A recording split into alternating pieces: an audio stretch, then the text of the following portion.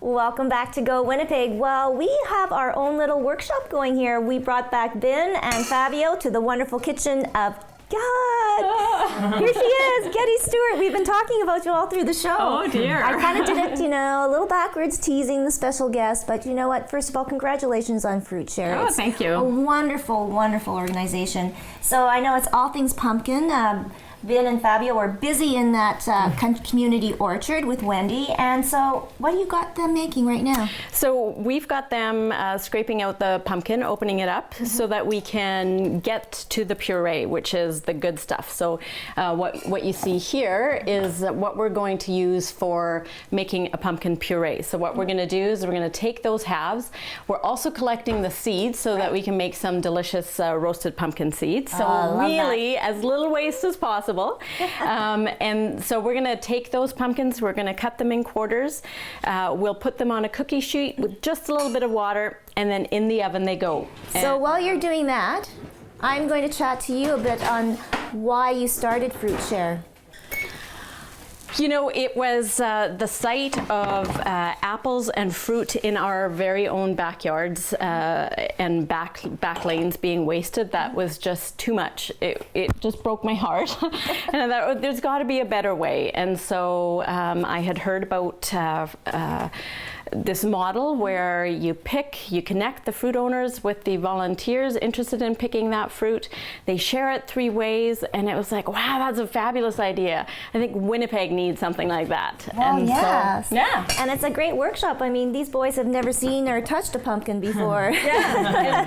First time. We hear that a lot, is that people are interested in our local fruit, but they just don't know exactly what to do with it. Now, look, it's very just nice and soft, and we have these beautiful pumpkin strands in here. So what we'll do after this stage is we'll put all this in a bowl, then we'll take our immersion blender, whirl it up a little bit, and get a nice smooth product like this. How has FruitShare grown? Have you seen it develop here in Winnipeg?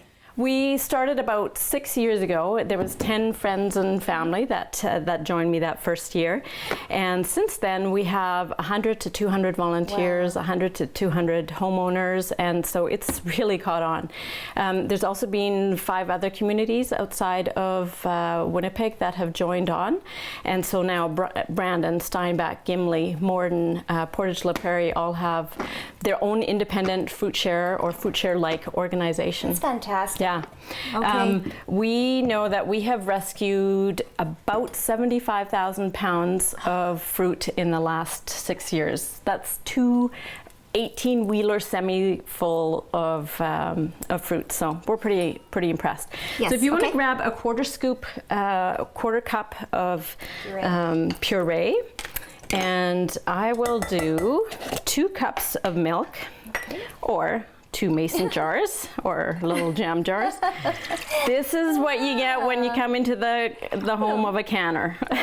You use your And this your time of the year is great to be working on preserves and jellies, because obviously the fruit season is over and this is just the last of the crop. That's great. So what we're really trying to do here, we need half a teaspoon of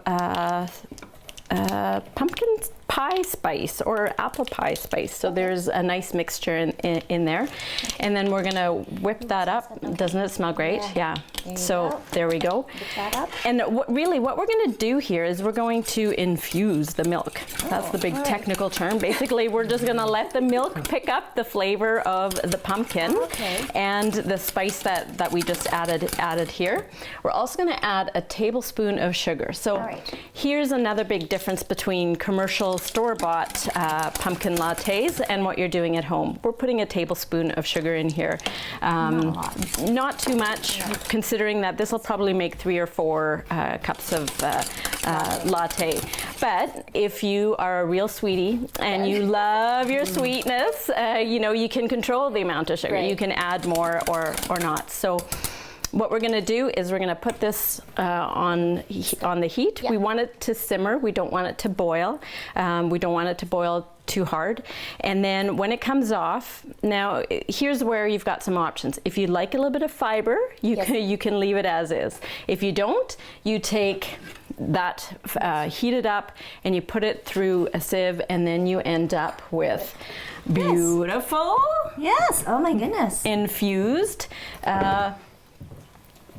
milk. All right. So, you've got your So coffee. here is where we get to play barista. Oh. So we pour a nice cup of coffee. If you can pull an espresso shot, you have the equipment for that at Right. home, do that. Otherwise, a nice cup of strong coffee. And for you, I mean, you'd hold these workshops for people like Fabio, and it's a win-win situation. It must make you feel really good Yeah, too. it's great, and I think the skill and the practice of making food from scratch at home, I think we're losing that, and so it's good to see people being interested. And that's the thing that I found with FruitShare as well, is people are very curious. What do I do with it? It looks so delicious. I want to enjoy that local fresh fruit and food, but I'm not sure what to do with it. Perfect. So for more information, if people want to join in next summer, if they want to volunteer, fruitshare.ca. We've had a fabulous time here, Getty, and you know, it's people like you in Winnipeg that really, really make a difference. And Thanks, all Tracy. the volunteers, nice to meet Ben, nice to meet you, to meet Fabio. you too. Welcome to Winnipeg. It's all about what we are and who we are. Don't forget, it is the fundraiser Just Eat It film at Tech Talk School, October 16th. Go to the website, once again, fruitshare.ca, for all the information. Enjoy whatever you're doing Thanksgiving weekend and into the fall. That's a wrap for Go. We'll see you next time right here on Shaw TV.